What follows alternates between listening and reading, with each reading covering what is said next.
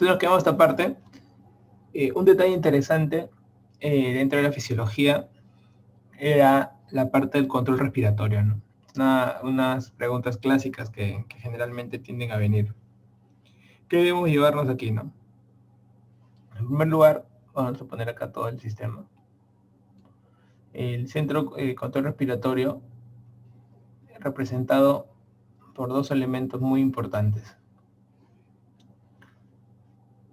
La zona de la protuberancia y la zona del bulbo. ¿Cuál es el centro respiratorio? Es el bulbo, pero la protuberancia es fundamental en el control. Todo va a ocurrir en dos lugares importantes del bulbo. Esta es la parte posterior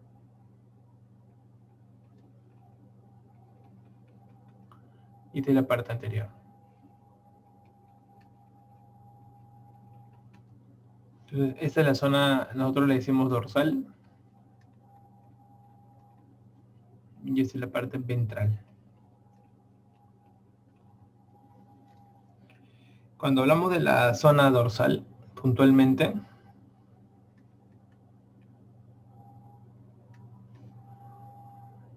del bulbo, la zona dorsal se asocia a la inspiración. En cambio, la zona ventral se asocia más a la expiración. La inspiración y la expiración.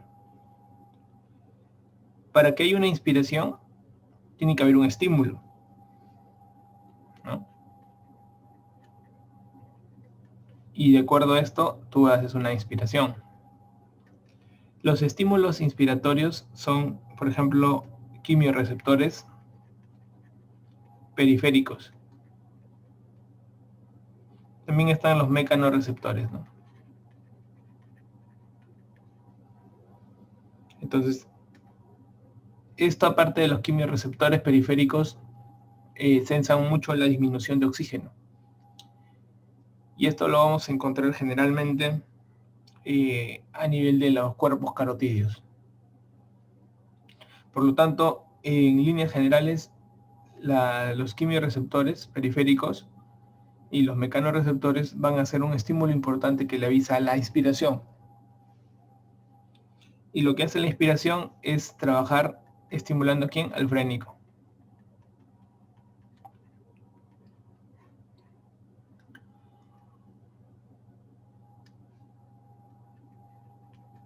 El frénico va a inervar al diafragma. Y el diafragma hace el 80% de la inspiración. Por eso que normalmente una persona puede vivir con su diafragma tranquilo, en su inspiración, en reposo, no pasa nada. ¿Sí? Pero ¿qué ocurre a nivel de la expiración? La expiración ocurre en dos momentos. Puede ser una expiración pasiva o una expiración activa. Una expiración pasiva es, pues, son la propia elasticidad pulmonar, pues, ¿no? La propia elasticidad pulmonar, ¿no? Porque vuelve todo a su sitio, ¿no? No gasta energía. Pero una expiración activa es cuando utilizas los músculos expiratorios. Y esto va a ocurrir cuando tú tengas no solamente debido a tu propiedad elástica, sino que entonces un esfuerzo para poder hacer la expiración. ¿Ok? Entonces es importante, ¿no? Y aquí justamente los músculos intercostales internos van a ser muy importantes. ¿Ok? Los intercostales internos van a ser muy importantes.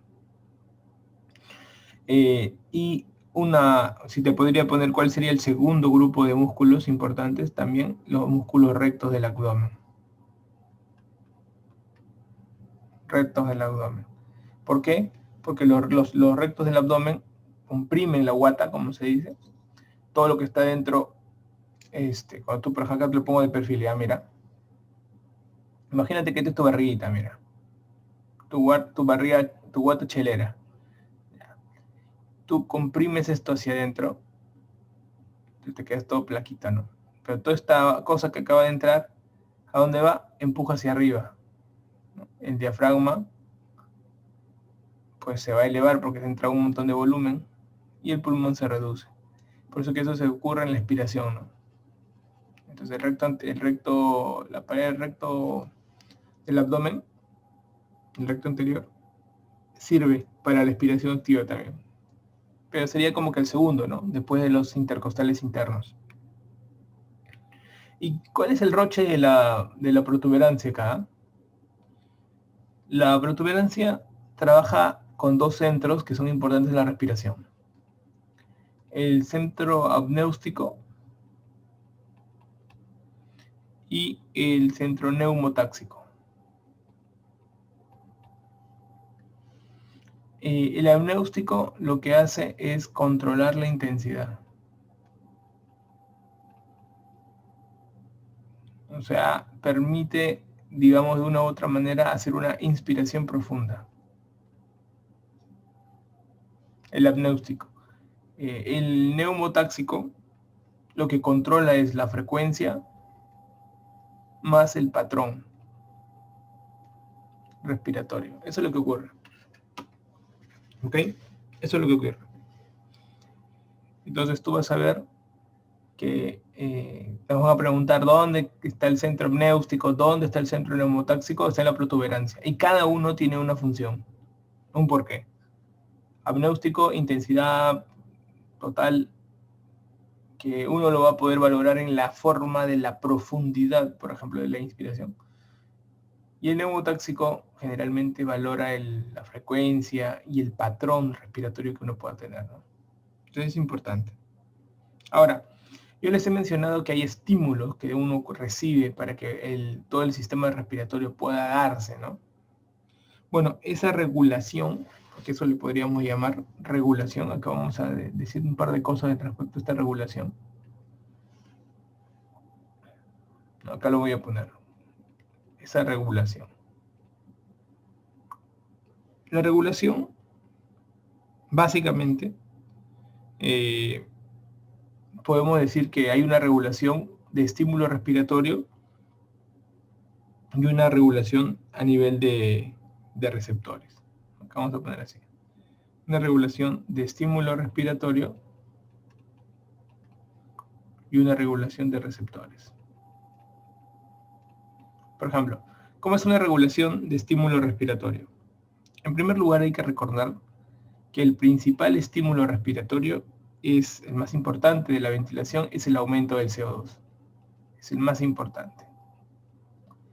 No te olvides que en pacientes que viven con un CO2 elevado, tipo EPOC, deja de ser el CO2 el principal componente de la ventilación. En ellos pasa a formar parte de su principal componente la disminución de oxígeno. Eso es todo un tema entonces, ¿no? En cambio, eso con respecto a la parte de los estímulos respiratorios. Y con respecto a los receptores, van a haber un montón de receptores, chicos. Un montón. Que van a ayudar también a esta regulación. Por ejemplo, ustedes van a ver que hay receptores centrales. Los receptores centrales, generalmente, ¿qué buscan? Controlan justamente el aumento del CO2. O sea, a nivel del bulbo, esa gente controla el aumento del CO2.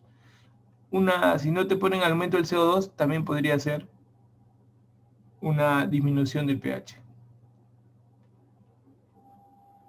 ¿Ok? En un EPIT, ¿cuál es el principal estímulo respiratorio? La disminución de oxígeno. Acuérdate que un EPIT es diferente a un EPOC. En un EPIT hay problema de la difusión. Hay menos oxígeno. En un EPOC el tema es que estás reteniendo más, porque sí estás difundiendo adecuadamente. En estados severos muy avanzados, un EPIT podría ser un tipo de retención también, Erlica. Otro tipo de receptor de control son los receptores periféricos, en los cuerpos carotídeos. Acá lo que se controlaría justamente sería la disminución del oxígeno. En segundo término, el aumento del CO2. ¿Sí? Entonces, esto sería a nivel periférico. ¿Ya? A nivel periférico. Luego tenemos los mecanorreceptores. Esto lo van a ver en todos lados. Mecanorreceptores. En todo lado. ¿Sí, chicos? Esto lo van a ver en todo lado. Mecanorreceptores. Estos mecanorreceptores van a estar en músculos, en bronquios, en todos lados. Quizás aquí vale la pena mencionar un mecanorreceptor, ¿no? Porque hay distensiones, por ejemplo, a nivel de los bronquios hay,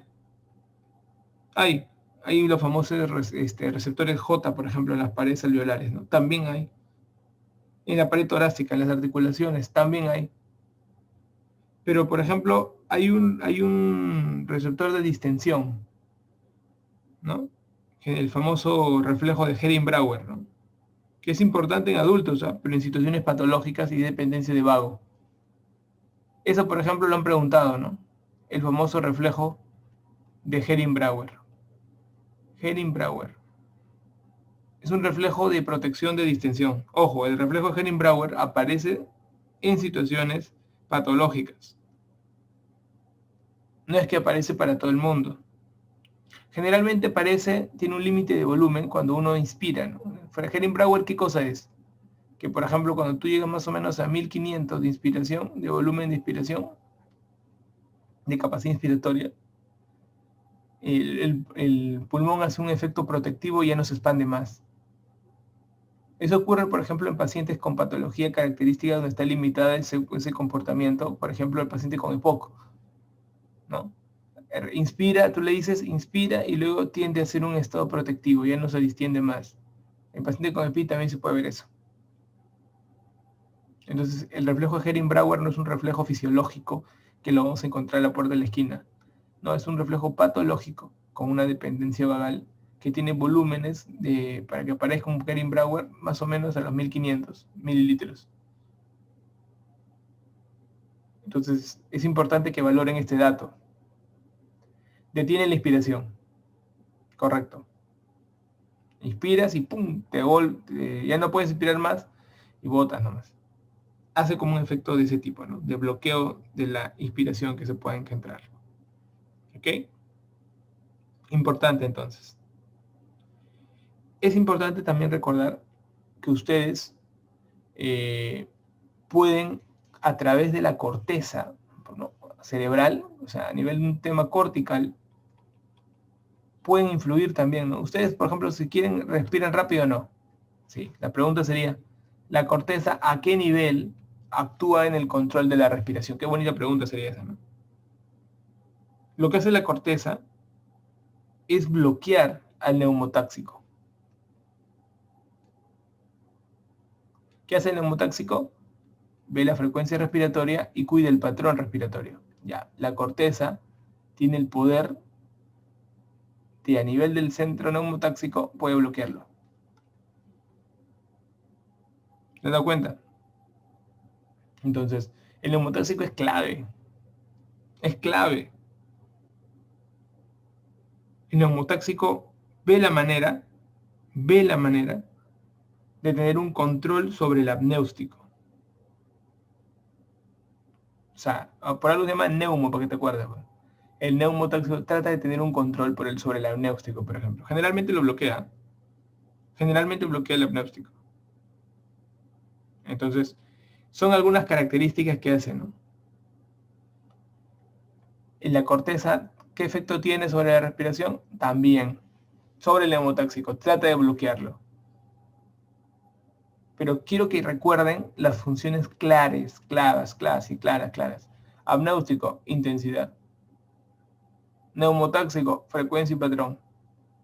Entonces, no hay forma que pueda fallar. Entonces, ¿qué preguntas nos van a hacer? Porque nos van a hacer estas preguntas, chicos. De todas maneras. Doctor, el nervio de la inspiración, el frénico, hermano. Y el músculo de la inspiración, el diafragma. Esa es pregunta clásica. El centro de la inspiración está a nivel dorsal. Doctor, la inspiración activa los músculos respiratorios son claves. Dentro de ellos, los intercostales internos. Miren, ¿eh? Doctor, dentro de la regulación respiratoria, el estímulo respiratorio más importante es el CO2. Mira. Doctor, el CO2 se regula principalmente en receptores centrales. Los receptores periféricos sensan principalmente la disminución de oxígeno a nivel de los cuerpos carotídeos. El reflejo de Hering-Brauer más o menos se activa a más 1500 en volumen. El centro neumotáxico prima sobre el centro amniótico. El centro neumotáxico está en el nivel de la protuberancia. La corteza cerebral bloquea el centro neumotáxico. El centro neumotáxico trabaja sobre la frecuencia y patrón respiratorio. Por eso que es más importante porque tiene dos funciones brutales. Y el centro amniótico trabaja sobre la intensidad de la respiración. Básicamente en una inspiración profunda. ¿Se han dado cuenta? ¿Se han dado cuenta de la cantidad de preguntas, la cantidad de pepas que existen en este mundo del control respiratorio? Es bastante. Entonces, no podemos fallar en preguntas dentro de la parte de básicas. ¿Ok? No podemos fallar. Entonces, ese es un detalle muy importante que quiero que ustedes tengan presente. ¿Ya, chicos? Muy bien. Muy bien. Entonces, está mejor acá con esta. Entonces, miren. Este solamente es un patrón nada más rápido, puntual, que nos permite conocer algo. Al pulmón le entra aire y le entra sangre, o sea, líquido y aire. El pulmón, cuando entra el aire, vamos a ver que el aire se va a diversificar en todo el pulmón. Cuando entra el agua por gravedad, también se diversifica en todo el pulmón. Pero hay una cosa que quiero que ustedes sepan. Cuando a un pulmón le entra agua, pues el lugar donde más sangre va a haber es en las bases. O sea, en las bases va a haber más sangre. Por gravedad. Y en la zona apical, mejor dicho, así como hay más sangre en las bases también vas a encontrar más ventilación.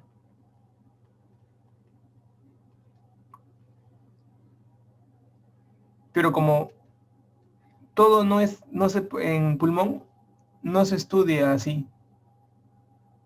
Si te preguntaran aisladamente qué parte del pulmón tiene más ventilación, es las bases. ¿Qué parte tiene más sangre? Las bases. Pero en el pulmón no se habla de manera independiente. En el pulmón se habla con una relación, que es la relación ventilación-perfusión. ¿Y qué es lo que ocurre? Ocurre que la zona de ventilación-perfusión mejor, o que tiene un índice mayor, está en el ápice. Y la que tiene más bajo está en la base.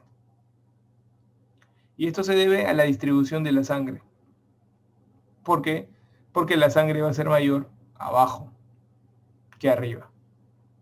El aire casi se mantiene igual, un poquito más abajo que arriba, pero casi se mantiene igual. La sangre es el que hace la diferencia. Esto quiere decir que los lugares con mejor ventilación por sangre están en la zona apical. Ahora entiendes por qué a la tuberculosis le gusta ir a la zona apical, ¿no? Porque tiene un mayor BQ. O sea, toda esta lámina es para justificar la conducta de las zonas más oxigenatorias del pulmón. Porque a ti te van a decir, ¿cuál es la zona que es rica en oxigenación? Rica, rica. Rica significa que para lo poco que llega de sangre, tienes buena cantidad de oxígeno. Y es la zona apical pulmonar. ¿Ok? Es la zona apical pulmonar. Entonces, eso es un detalle a tomar en cuenta. Y ya vas más o menos teniendo presente estos cambios en las diferentes zonas. ¿Ok? Si te preguntan Zona de mayor cantidad de sangre, pues la zona basal. Zona que tiene mayor ventilación, la zona basal. Zona que tiene mejor BQ, la zona apical. Entonces, este es un tema interesante. ¿Por qué? Porque han venido preguntas y la gente se palteaba y no sabía qué marcar.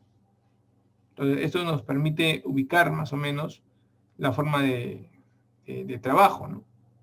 Es una relación inversa total que se va a presentar. Cuando una persona está estudiando por qué disminuye la oxigenación, voy a buscar diferentes formas de interpretación. ¿Ok? O sea, diferentes formas. Yo puedo tener una hipoxemia porque estoy ventilando mal, porque se oxigenó mal, se transportó mal, intercambió mal, o sea, mil formas. Pero hay un orden, digamos, que nos permite establecer con respecto a la forma fisiopatológica de razonar. Cuando una persona tiene, yo les enseño a ustedes, así miren, cuando una persona, tú vas a acordarte de esto, mira, pones acá saturación de oxígeno, presión arterial de oxígeno. Normalmente, el oxígeno tiene todo un tema a la hora de hacer su transporte. Todo un tema. O sea, normalmente, el transporte del oxígeno, ustedes se van a dar cuenta,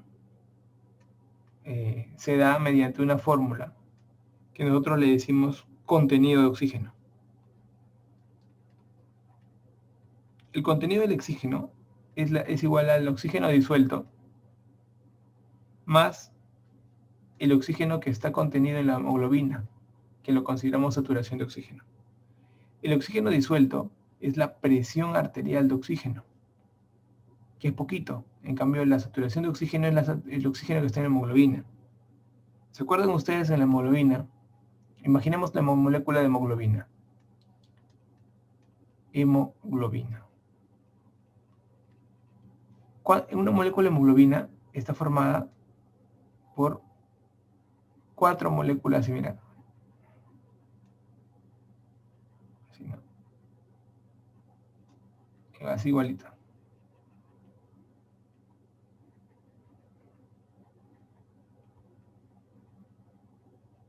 Entonces, tú chapas, hay 4 moléculas.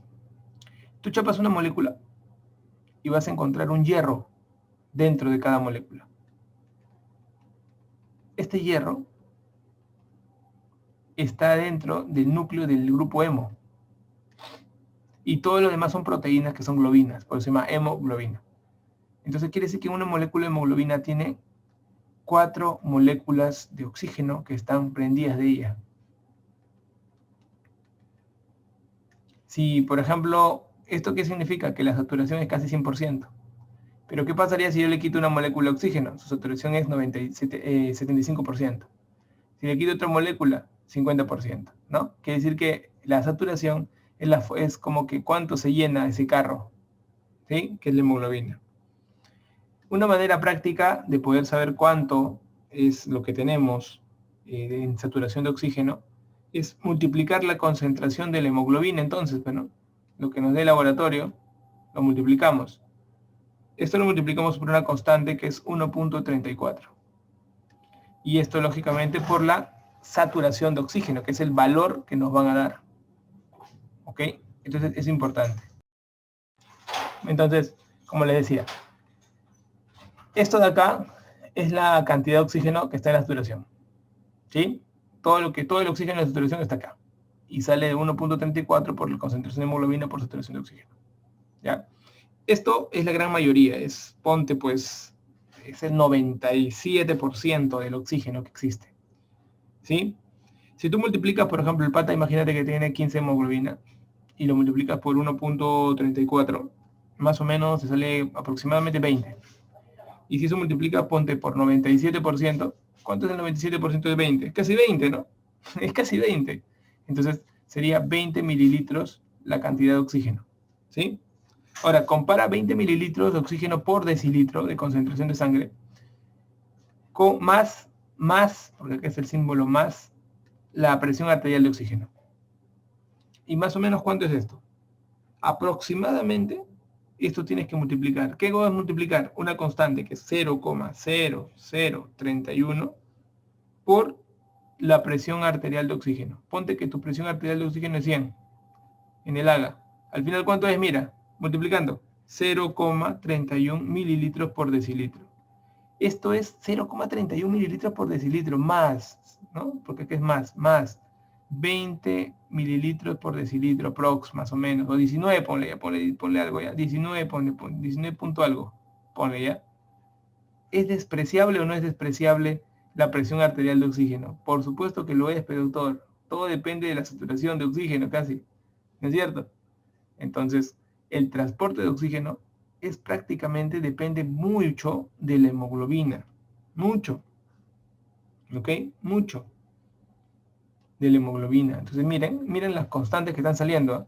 El transporte de oxígeno, ¿de quién va a depender? Pues va a depender del gasto cardíaco, porque es la bomba, la circulación, por el contenido del oxígeno. Y el contenido del oxígeno, prácticamente, ¿qué cosa es? Hemoglobina por saturación de oxígeno. O sea, si un paciente tuviera, por ejemplo, un problema cardíaco, altera el transporte de oxígeno. Si un paciente tuviera anemia, altera el transporte de oxígeno. Si un paciente tiene alteración de la saturación, altera el transporte de oxígeno. Entonces, a eso vamos. Por eso que nosotros controlamos la hipoxemia con la saturación. Y indirectamente podemos saber cómo está la presión arterial de oxígeno, porque la presión arterial de oxígeno se mide con el Haga. Una cosa tan despreciable y tan pequeña se asocia mucho a la saturación en un gráfico. Más o menos, la presión arterial de oxígeno de 60 equivale a 90 de saturación.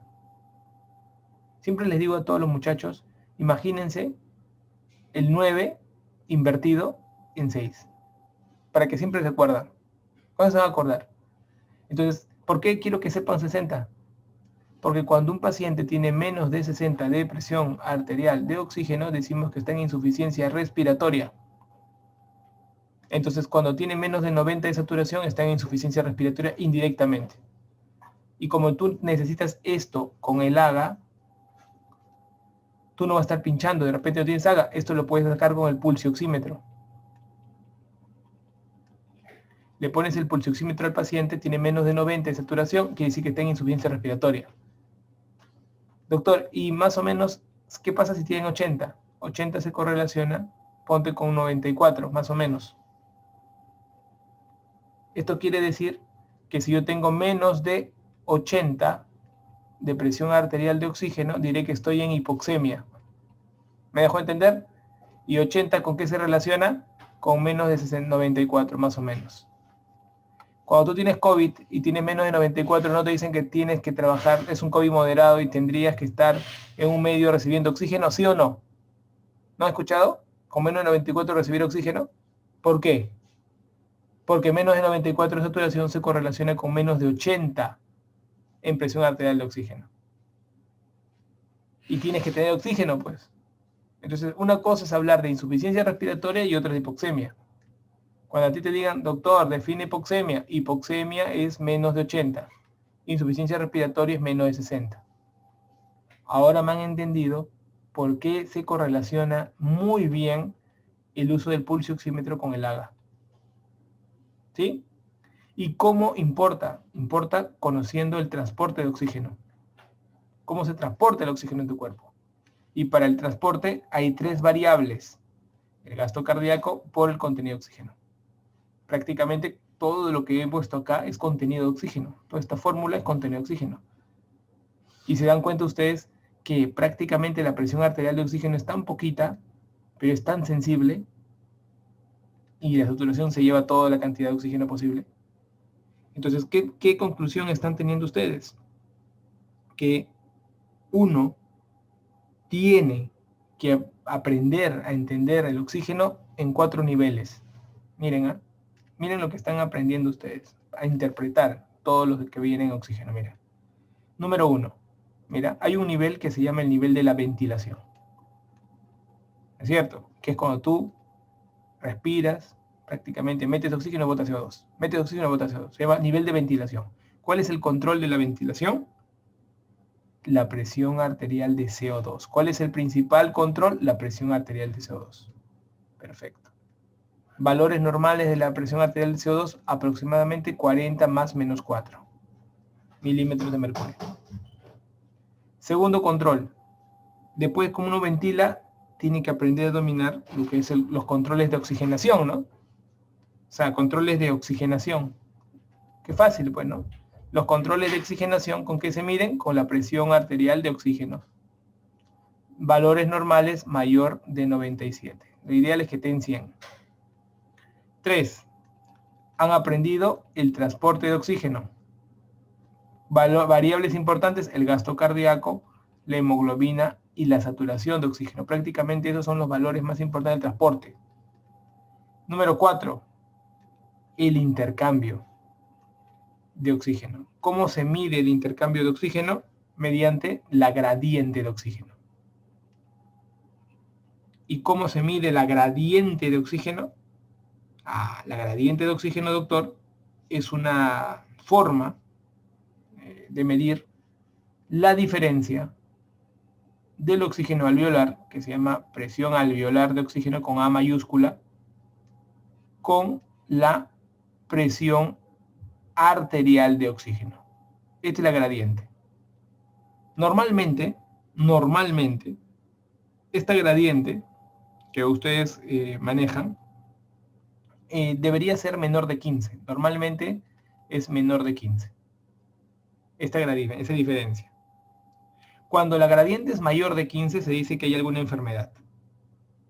Por ejemplo, si tú tienes un paciente que tiene una gradiente de 15 a 20 de diferencia, podrías tolerarlo si el paciente es muy mayor porque tiene algún grado digamos, de fibrosis intersticial, no, puede tolerar. Pero cuando es más de 20, tú dices, acá hay una patología. Acá hay una patología. ¿Ya? Acá hay una patología. ¿Y tú puedes hallar esto? Claro que sí. Claro que sí. ¿Cómo hallas una gradiente? ¿Cómo hallas una gradiente? Tienes que saber el dato de presión alveolar de oxígeno. Tienes que saber este dato. Porque tú tienes esto en el AGA, la presión arterial. Entonces, ¿cómo hallas la presión alveolar? ¿Cómo hallas la presión alveolar de oxígeno? Es una fórmula. La presión alveolar de oxígeno es igual a la presión atmosférica menos la presión de agua por el FiO2. ¿Qué es el FiO2? La cantidad de oxígeno, la fracción expiratoria de oxígeno. En el ambiente el FiO2, ¿cuánto es? 0,21. Quiere decir que de todo el aire que hay en el ambiente, el 21% es oxígeno. Lo demás es nitrógeno, generalmente. Toda esta fórmula menos el CO2 que te dé el AGA entre 0,8. ¿Se dan cuenta? Entonces, a esto termina. Todo esto es así. Normalmente la presión atmosférica es 760. La presión de agua es 47. Y el FiO2 es 0,21. Si multiplicas todo eso, restas 760 menos 47 por 0,21, aproximadamente todo esto te sale 150. 150. Entonces tú podrías decir, la presión alveolar de oxígeno en el ambiente es 150 menos el CO2 que te den entre 0,8. CO2 entre 0,8 también es igual a decir CO2 por 1,25. Entonces, si a ti te dan en el examen, te dicen, ¿no? El CO2 del paciente es 40, multiplicabas 40 por 1,25. Ese dato lo restas a 150 y obtenías la presión alveolar de oxígeno. Y como en la pregunta te habían dado la presión arterial de oxígeno, restas presión alveolar menos presión arterial. Y lo normal es que tiene que ser menos de 15, para decir que tienes un adecuado gradiente. Cuando es más de 20 es patológico. ¿Y qué casos son los de más de 20? Ejemplo, neumonía. Neumonía.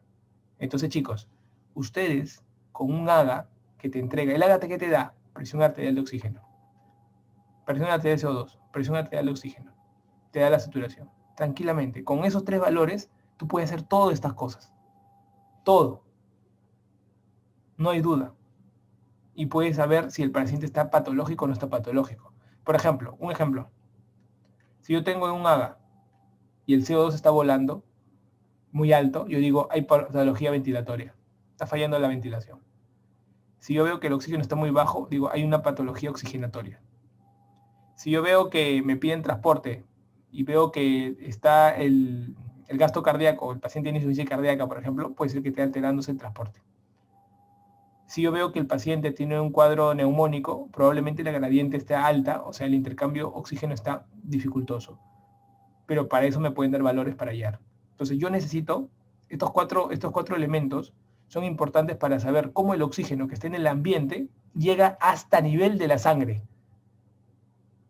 Porque ha tenido que pasar por la ventilación, por la propia oxigenación de la sangre, el transporte mismo que hay, el intercambio. O sea, son variables. Ahora, todo esto, chicos, esta es la parte de fisiología pura, pues, ¿no? Este es ese acto que te dicen a ti, oye, tú eres un tigre en la fisiología, porque dominas estos variables, estos parámetros, ¿no?